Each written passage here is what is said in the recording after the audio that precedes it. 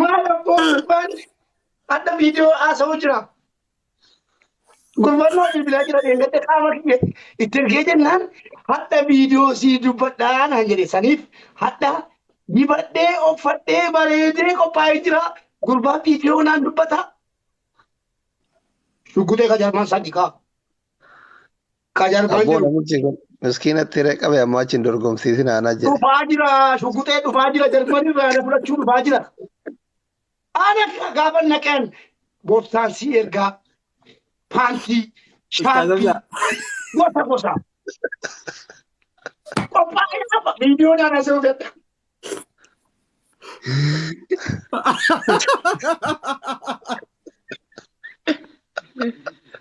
Jadi naa bilbiluu jira. Naa bilbiluu jira. Qoy hindi banne qoy. Olan seena barriirra jira olan seena. Daqiiqaa tokko. Tole. Allaattiin si nyaatti.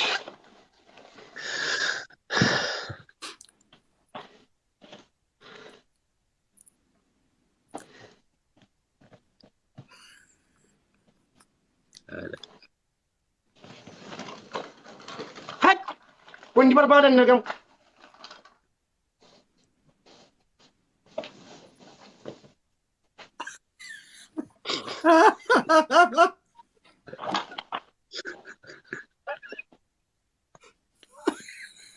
Ay, Ube.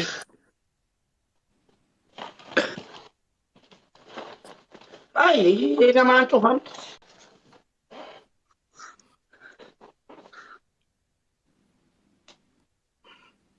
Ay, fulan naballeessite. Eebale.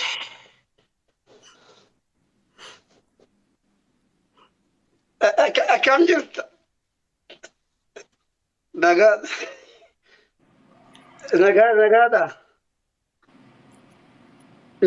Nayyella nasaalfadda. Maali kanatti bira dhaabattu? Maal si cabbiirra deemtu moo? Achi kaayera kun dhaabadhuugaa. Nayyellaan. Bireeti.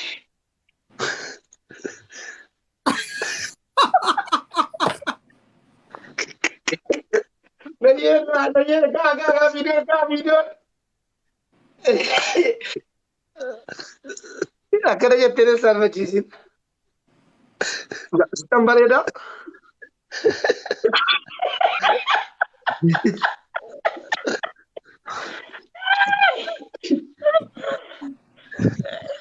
Gammadeettaa nanaanu.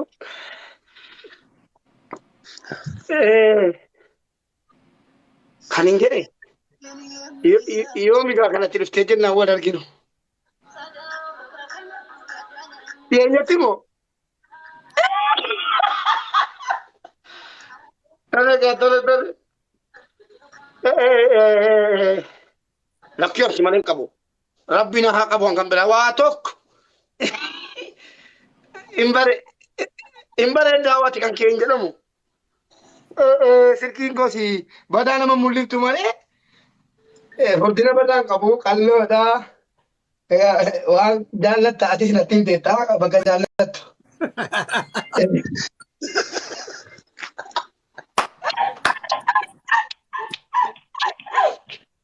Taatega ma'a salaama.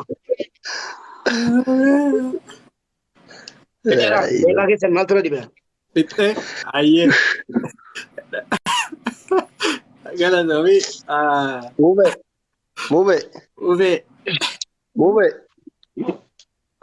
ሙቤ የወንድምነት ምክር ጎርሳ ኦቦሉማ ምስኪነት ሂሬን ቀቢን አማ ቦደን ዶርጎቢን ዳኛ ታይ አለቀ ካንሲዳ Inni yoo akkasuma naan jedhee. Dhagaye Ube. Tole. Ayyee, Ustaz. Tuufa. Thank you too. Galatooma. Waa hedduutu waan kana keessaa na kofalchiise takka irratti Telefoona dubbisuu deemaa shittoo godhate harma gubbaa. Taak. Ajaa'iba boy. Shittoo fi telefoona maaltu walitti fide? Talabataatu guutumatti wanni Mubaarak dhiyeesse hedduu nu kofalchiise. Yoo nu kofalchiifne jee egaa kuni ani stireesuma biraan na jira jeetiin if ilaala malee akka dhugoon nu kofalchiise dhugaadha. Akka dhugoon nu kofalchiise. Hodhan irraa hodhaniin kannaaf.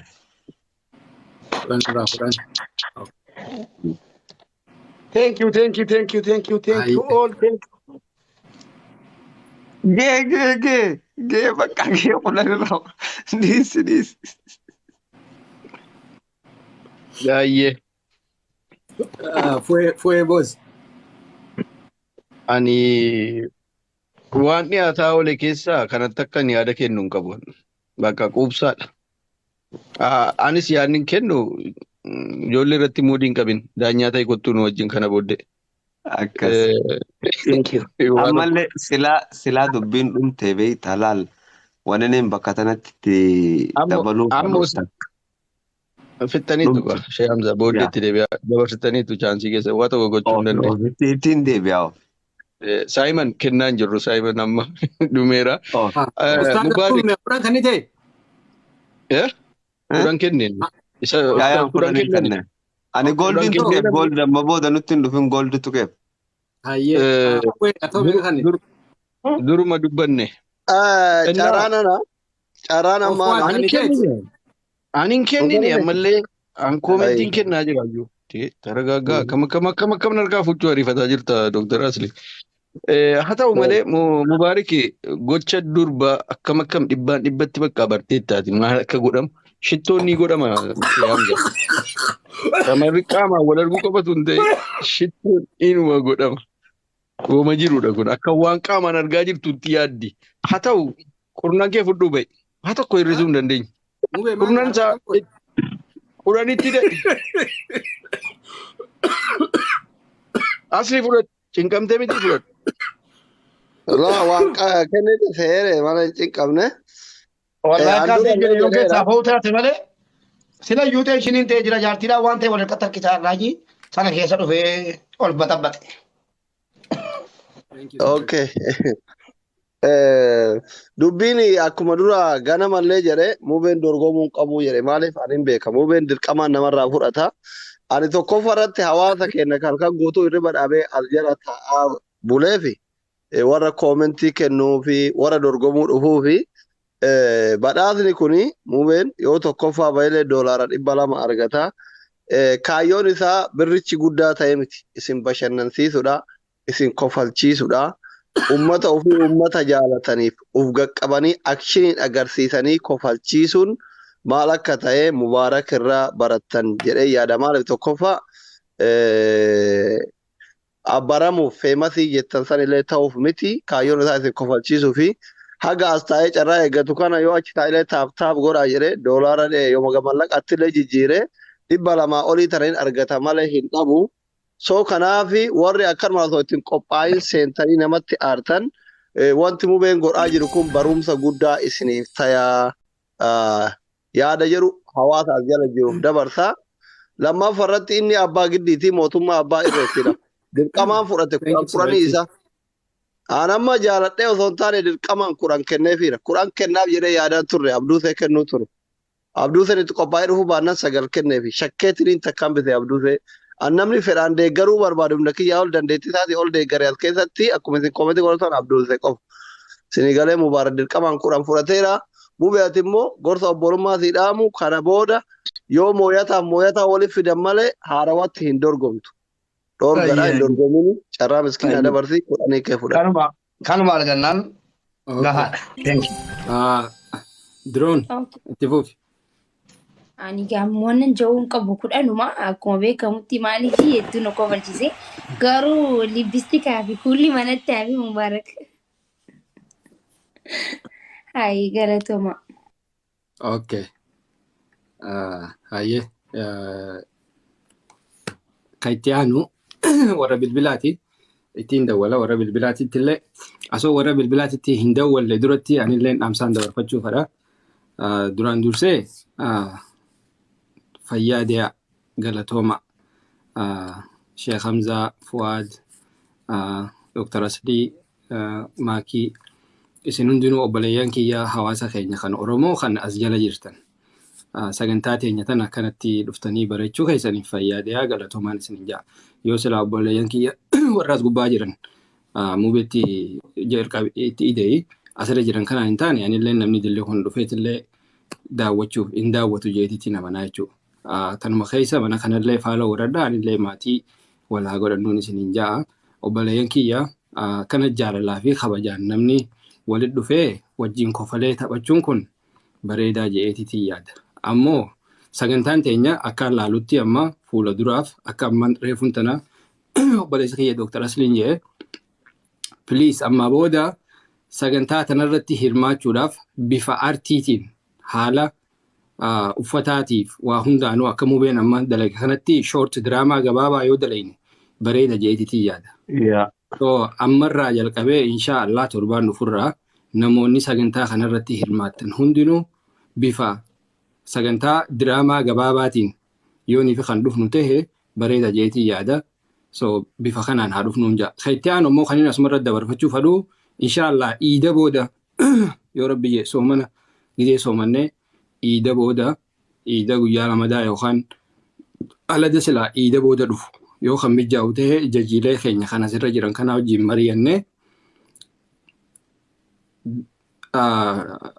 narraa himi.